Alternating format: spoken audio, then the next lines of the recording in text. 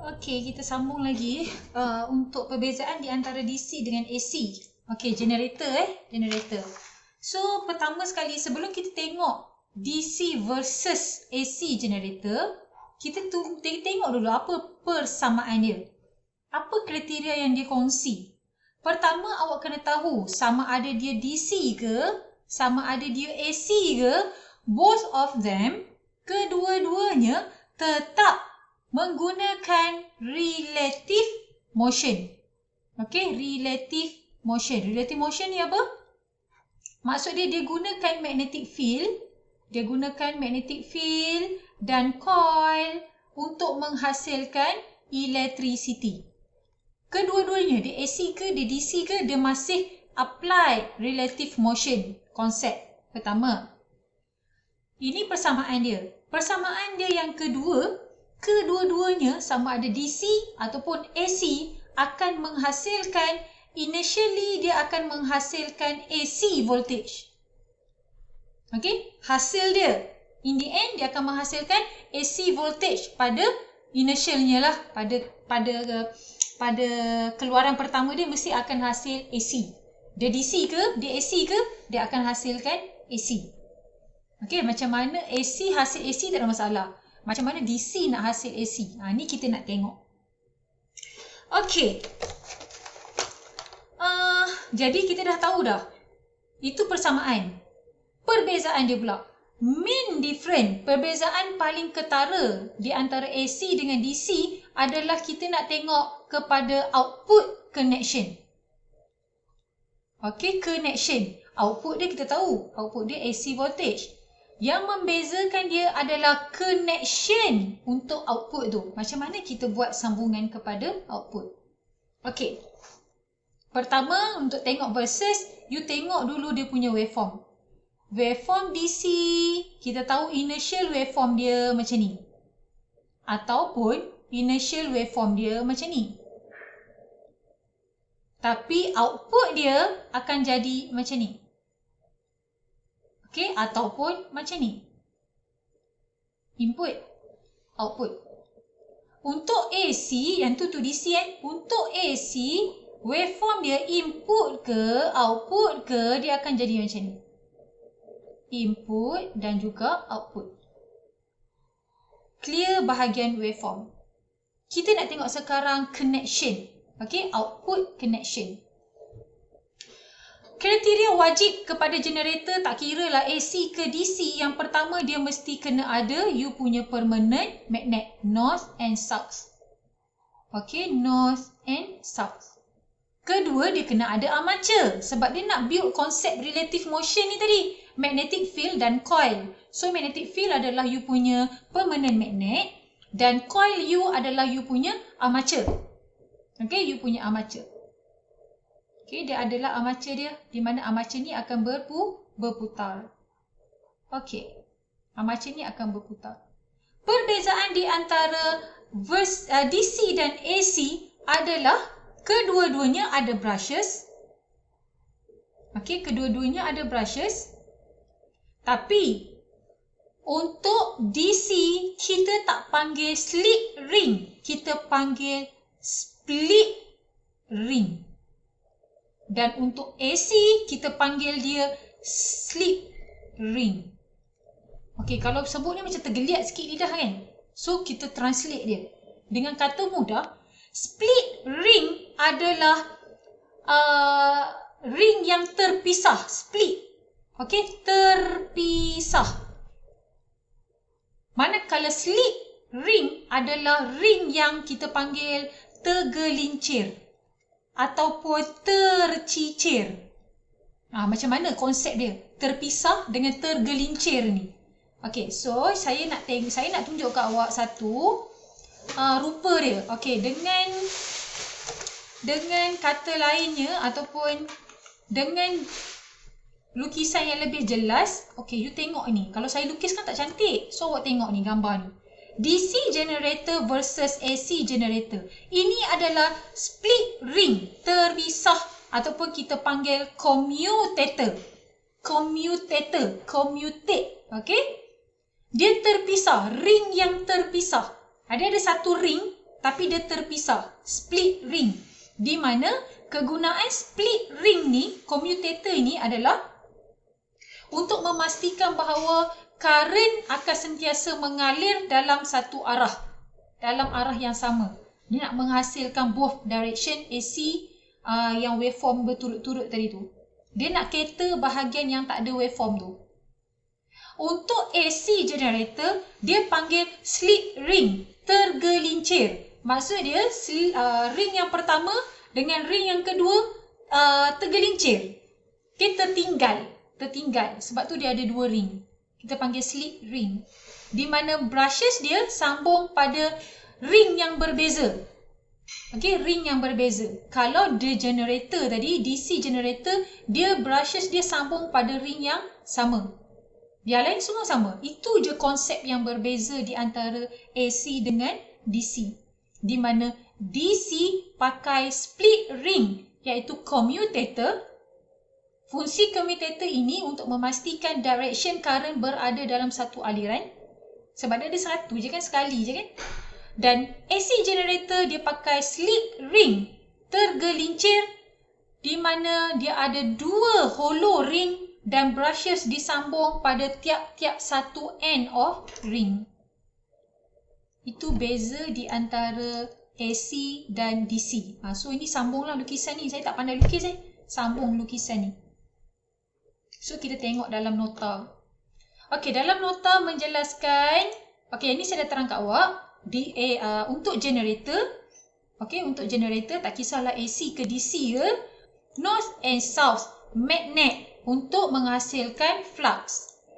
Dia ada coil yang kita panggil armature bentuk rectangular. Okey, selalunya rectangular lah.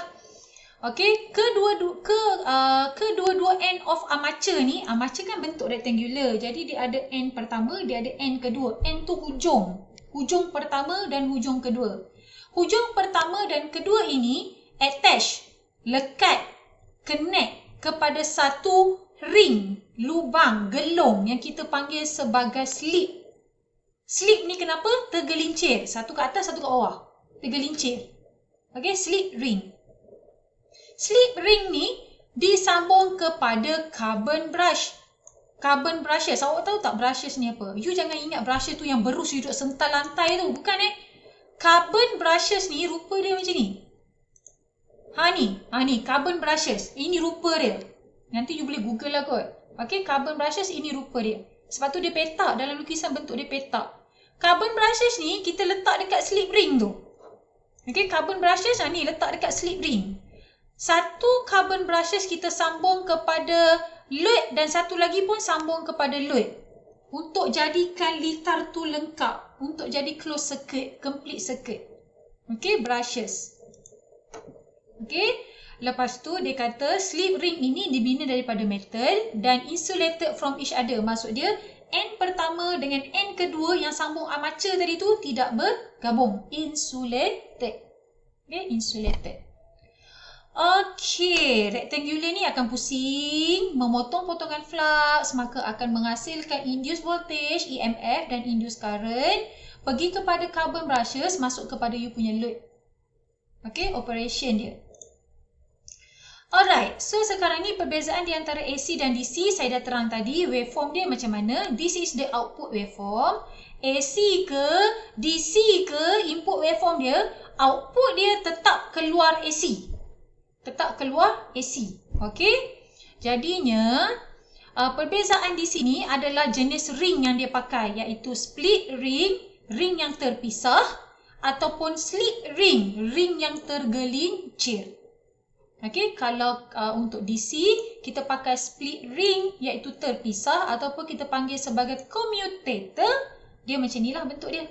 Sebelah-sebelah. Dia bukan sebelah, dia satu ring yang sama. Okey, satu ring yang sama. Kalau generator AC, dia pakai slip ring yang tergelincir. Ring dia ada 2 biji. 1, 2. Atas bawah. Boleh faham? Itu perbezaan di antara AC generator dengan DC generator. Okey, selesai untuk teori. So, sekarang saya nak masuk bahagian calculation. Simple je rumus dia. Tak payah pening-pening kepala. Okay, untuk calculation, awak ada satu je rumus. Satu ke? Satu je lah. Okay, satu je. Lagi satu nanti kita tengok dekat machine, dekat motor. Sekarang kita belajar generator dulu kan. Dia ada terbitan rumus untuk generator. Tetapi terbitan rumus ni saya tak cadang untuk explain detail kepada awak. Sebab dia melibatkan connection phase dan sebagainya. Jadi, yang penting untuk awak ingat adalah kita ada dua jenis EMF yang akan produce. EMF tu voltage lah E phase dan juga E line. Ada dua jenis. Bukan dua jenis. Dua keluaran. Dua keluaran E. E pada fasa dan juga E pada line. Line ni apa? Fasa ni apa? Yang fasa ni adalah yang 3 phase, single phase. Okay? Connection. Alright, line ni adalah you punya yellow, blue dengan red line dekat dalam jana kuasa. Okay, yang tu detail nanti you belajar lah. Okay, okay, E phase dengan E line. So, kita tengok E phase. E phase, rumus dia adalah 2.22 darab dengan frekuensi, darab dengan nilai flux, darab dengan Z. So, kita nak tengok apa benda ni. Z refer kepada number of conductor. Z adalah number of conductor. You jangan confuse dengan galangan. Impedance yang kita ada belajar dalam chapter sebelum ni. Dalam chapter machine, dalam chapter electrical machine tidak ada galangan. Kita ada Z mewakili kepada number of conductor. Okay, lepas tu kita ada phi. Phi ni macam biasalah dalam Weber, iaitu mewakili you punya nilai flux. Lepas tu, you ada F, refer kepada you punya frekuensi dalam Hertz. Dan seterusnya, you ada lagi tambahan iaitu P. Capital P mewakili bilangan pole. Number of pole. Apa pole ni? Nanti awak tengok dalam soalan Number of pole. Dan capital N adalah rotor speed. Dalam RPM. Revolution per minute. Okay, rotor speed. Okay, ini adalah unknown ataupun you punya variable dalam calculation untuk AC machine. Ingat bila saya sebut AC machine, dalam kepala otak awak ni kena ada dua benda. Generator dengan motor. Generator dengan motor. Okay, untuk AC machine. Jadi sekarang ini adalah komponen atau variable dalam AC machine. Okey, maksud dia guna dalam generator dan dia juga guna dalam motor. Okey. Rumus induk adalah E phase equal to 2.22 frekuensi times flux times dengan number of conductor. Okey, rumus yang kedua N iaitu rotor speed equal to 120 times frekuensi over number of pole. Ini dua rumus yang kena awak ingat untuk menyelesaikan soalan generator. Tapi ada tambahan di sini, sekiranya diberi kepada awak pitch. P-I-C-H, pitch. Macam mana? P-I-T-C-H-D, pitch. Pitch ni ada dua, half dengan full.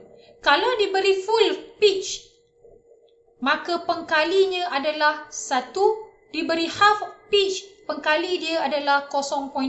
Apa yang nak kali ni? Okey, full pitch kita panggil sebagai KP sama dengan 1 untuk full. Kalau half pitch, KP sama dengan 0.5. Yang tu 1. Kalau diberi lagi 1 iaitu kita panggil distribution factor. Distribution factor ataupun KD, ini ada value dia. Berapa diberi dalam soalan. Kalau diberi dua benda ni, rumus E phase akan jadi 2.22 times KD times KP F phi Z. Kalau tak diberi ini, tak diberi ini, pakai ini terus. Kalau diberi ini, kena darab masuk dalam rumus induk. Okay, so kita akan tengok tutorial dalam rakaman selepas ni. Okay.